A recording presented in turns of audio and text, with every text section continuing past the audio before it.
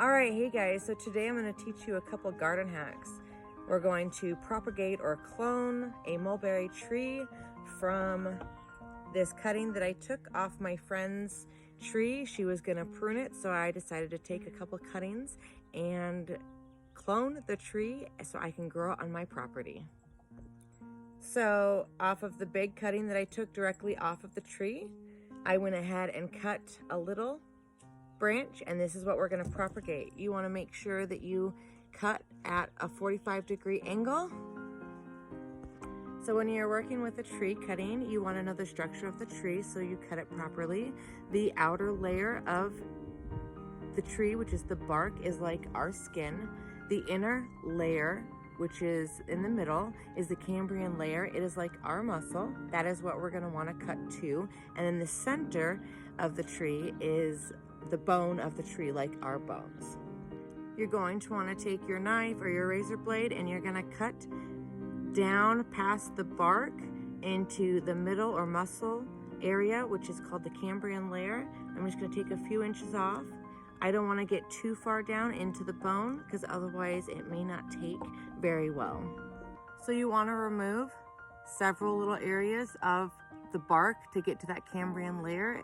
You can just do one or two. I like to go around all of it just so I get some extra roots going.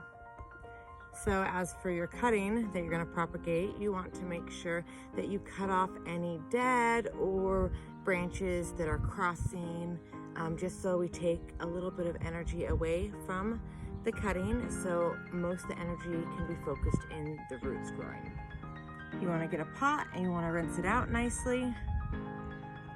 Then you want to fill your pot with your ready-made soil. What I did is I took repurposed potting soil, and I used a compost tea of banana peels, which provides a full NPK nutrients for the soil and the roots while they're growing. And I also put some fish emulsion in the soil. You want your soil to be thoroughly moist, but not wet or not soggy.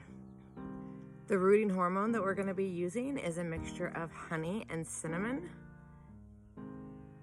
You're going to put that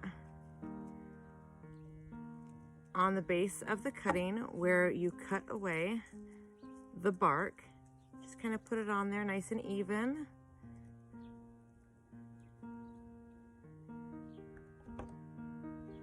You want to make sure your soil is pushed down but not too compacted.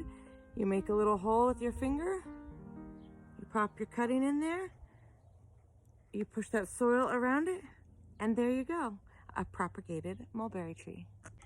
Whenever you plant a plant or a tree, it's a good idea to mound the soil up to a little hill at the base of the plant. Now that our little trees are planted and getting ready to grow some roots, I'm going to water them in nicely and set them out so that they can start forming roots, and I'll check back with them in a few months. And if they got a good root structure, then I'll plant them. If they need a little bit more time, I'll give them that.